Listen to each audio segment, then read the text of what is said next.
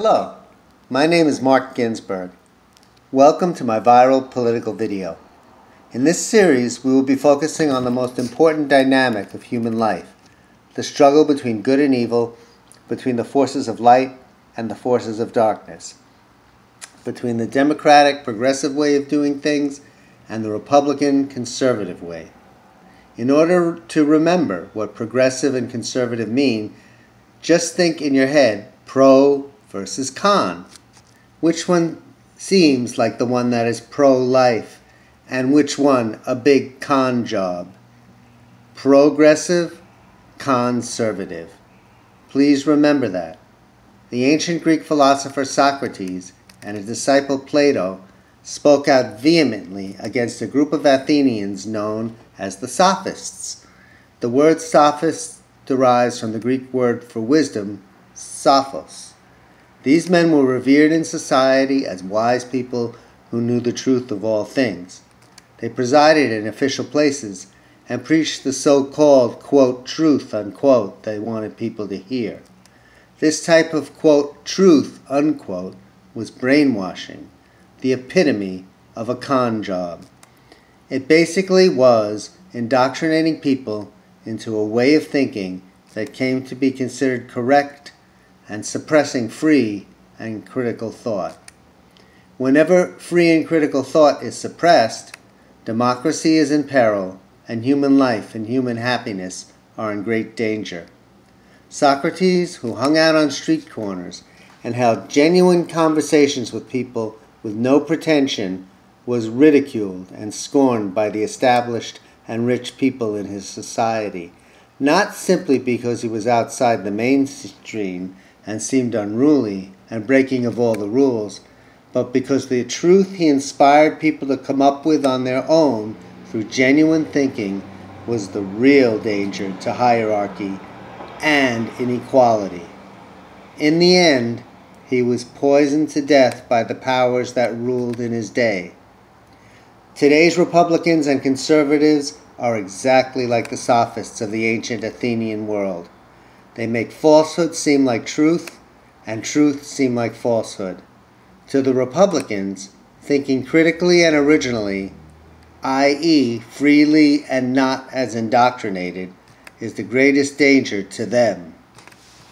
In order to understand today's Republicans, it is necessary to understand the psychology of tyrants and inequality throughout history, and how this plays out in every facet of society, unless people are making concerted efforts to overcome their baser, lazier natures and think and act in a more enlightened and giving way, with the understanding that we are not in this world alone, but all interdependent, and at root, totally equal. In order to make it easy to understand why separation, inequality, and hierarchy, which has been the norm of human society throughout history, is so evil, we need, especially as Americans, to hold the light up of the most famous statement of the Declaration of Independence upon every occurrence in society. It states, quote, "We hold these truths to be self-evident, that all men are created equal, that they are endowed by their Creator with certain unalienable rights, that among these are life, liberty, and the pursuit of happiness." The key words here, unquote. The key words here are, quote, equal, unquote, quote, unalienable rights, unquote, and, quote, life, liberty, and the pursuit of happiness, unquote. The most important starting point is that, quote, all men are created equal, unquote. First, we must be clear about what is meant by, quote, men, unquote. The term men in this passage has been the most misunderstood of all. As we have evolved in our history to recognize the place of women in society, we have regarded the words man and men with gender specificity. However, the truth is that these terms, even as late as the 1960s when I was a child, were actually seen as covering both men and women. This reality is clear from the fact that John Lennon, when he wrote Imagine in 1972, This reality is clear from the fact that John Lennon, who, when he wrote Imagine in 1972, was an ardent feminist, clearly did not mean to limit his use of the word man to only males when he asked us to imagine, quote, a brotherhood of man, unquote. Thus, it is clear to me that the Declaration's promise and affirmation of the essential equality of all human beings reflects a much broader vision than the standard, lazy, ordinary, mainstream way of thinking, not only in the society he lived in, but at all times.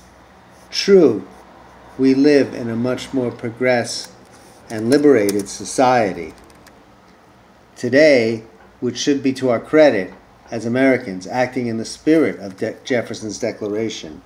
But what really counts to create progress, change, true equality, and true peace on earth is how critically and independently we are each thinking.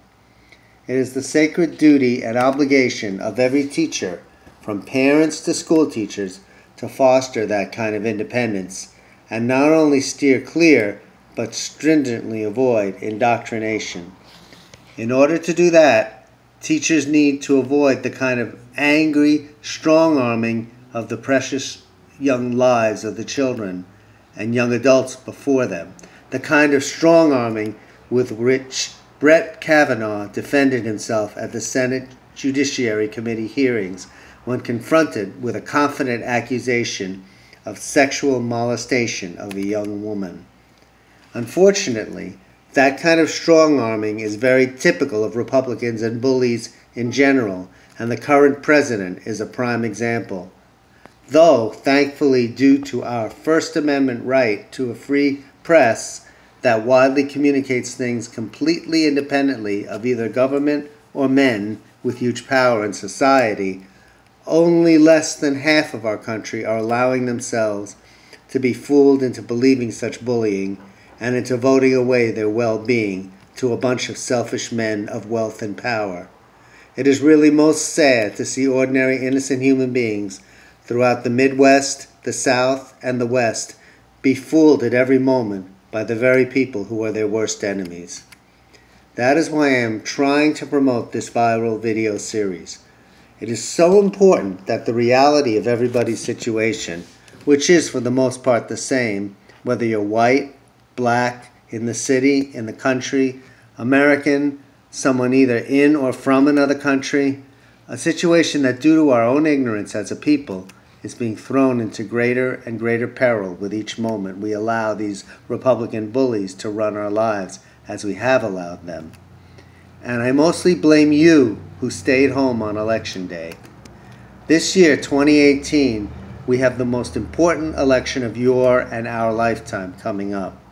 If you are lucky enough to be allowed to be a United States citizen, a very tough threshold to meet on its own, you owe it to yourself, to your fellow Americans, and to all the non-citizens both around you and in foreign countries to get yourself registered and to vote this election day for all the Democrats on your ballot so we can stop these evil Republicans from ruining our country, ruining our planet, and ruining your life, the thing which you see happening right in front of you every day, but have no idea how to redirect our society to a better path.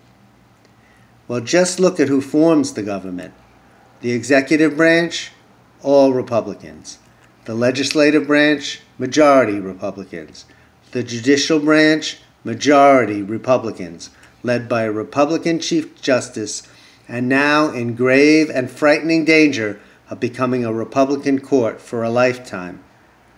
How do you like them apples? Well, just look at how well your life is going, and that is your answer. No matter how much Fox News tells you that the Democrats are responsible for your troubles, you know as well as I that the Democrats have no power to ruin your life. Don't you think it's time to vote out the party that is holding power? And if you think it doesn't matter that the Democratic Party doesn't go far enough, and if you think it doesn't matter or that the Democratic Party doesn't go far enough, remember the very wise adage, one small step is how we get to our destination on the long journey. Just keep going one step at a time. A Democrat that isn't progressive enough for you is still better than a Republican. She is not the lesser of two evils. She is the only good you have. Stop being so fanatical and puritanical. And for those of you who think the government and the politicians are all no good, so why vote? I've got news for you. It's because you allowed Republicans to take over our government with only a very small percentage of our eligible voting population electing them, that they've pretty much stolen our government away from the government of the people, by the people, and for the people, that it can only be when the citizens, the people, get strongly involved into a government that is meant solely for the purpose of lining the pockets of the rich.